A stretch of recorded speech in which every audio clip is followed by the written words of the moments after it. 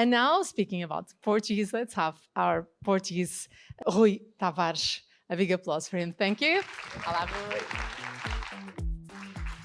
Hello, bom dia. It's so good to see you all here. I'm so happy, we are so happy to host you here. And it's so good to take the relay from Dublin.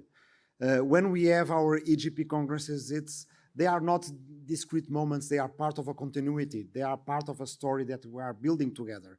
So in Dublin, it was great to see the warmth with which we were received by our Irish friends in a difficult political moment in Ireland, and the imagination that the Irish already had at that time to set us on a course that was a course of victories, of achievements. And while we are here, we are continuing on the paths that Dublin has set. So it is very appropriate that I am speaking after Kieran, because, you know, also for a literary reason, I have to say. Kieran comes from a country whose national novel is Ulysses. You may not know, but Ulysses is supposed to be the mythical founder of Lisbon. And of course, Kieran spoke after Vula, who comes from the country of Ulysses. I think that in dire times as we are, we have to go back to our histories, to our foundational myths, to our heroes. What is Ulysses the hero of? Is the hero of imagination in difficult times. Against monsters, and we have new monsters today, which are the autocrats and the oligarchs that we have to fight, there is always a way. Imagination is a way. Dialogue with different people, although they speak different languages and have different gods, is always a way. Treating human beings as human beings is always the way. In the very first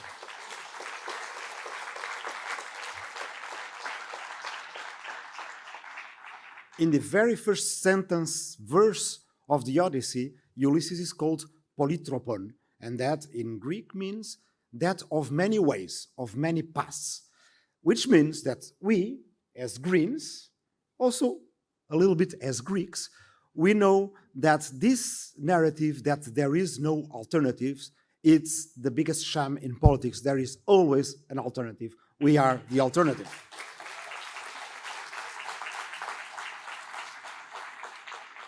It's so good seeing Terry and Bas here, our parliamentary leaders, and having also their experience, which is the hard-won experience of having imagination and intelligence turned into practical, active work. Greens are not only a movement of protests, of resistance. We want to be in power, we want to govern to effect change.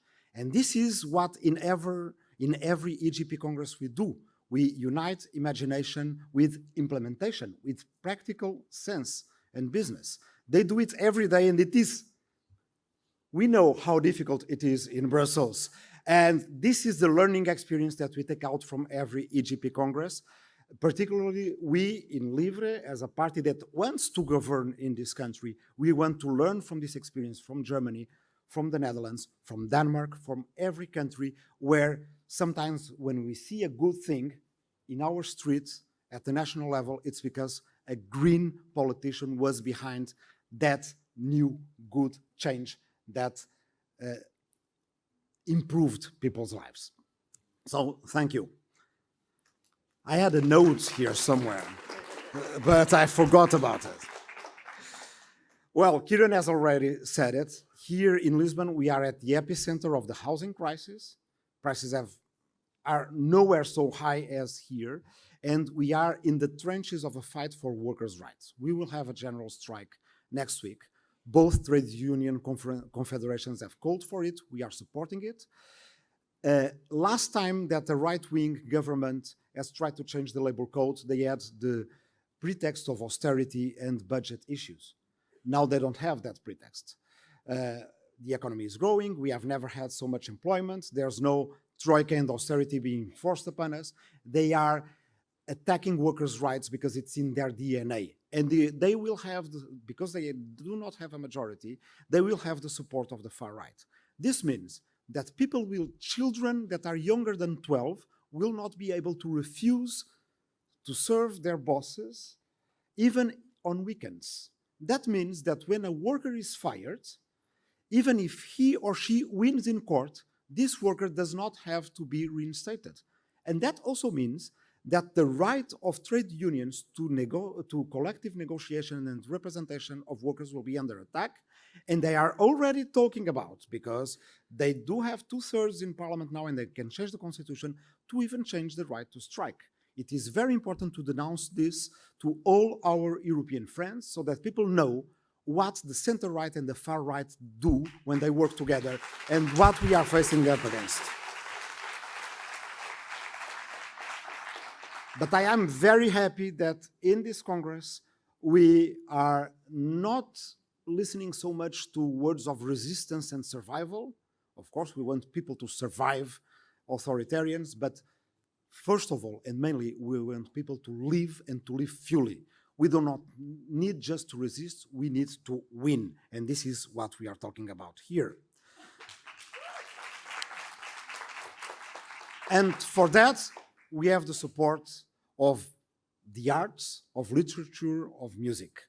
We have started already with the launch of the Green European Journal on Thursday and an event of the Green European Foundation. I will point you towards it. It has lots of good texts. We then segued into a concert for Gaza, and we are very proud here that the European Green Party Congress has had a moment of a beautiful concert for Gaza on Thursday. Those who were there know how beautiful it was. And we have started our Congress with Grândola. You heard the melody, you could imagine the words of solidarity and of courage towards building democracy. And now, because the future is a verb, which is something that could be grammatically explained from Latin, I won't delve into that, but really, we take future as a noun, but future is a verb. It's something to be built collectively. We are going to, again, listen to Active Mass, to our wonderful musicians, and they are going to perform an anthem that says a lot to all of us, but that sometimes gets too institutionalized. We listen to the words of the European anthem and we listen to the melody of the European anthem, and only the Germans know the words. And they know what we should all know, that these words are words about human brotherhood, about fraternity in the whole world. Probably no movement in politics is as strongly towards human community as the Greens are. We are the ones that say that the planet is only one house, that the planet is only one community, and that the whole of humankind is one political community. We have that at the core of our European project, which is about overcoming national differences, but we have that also at the core of our fight against climate change, and of all that we do also at the global Greens level. So let's welcome back Active Mass to the stage, and a big round of applause to our musicians, because you are the beauty that keeps us alive.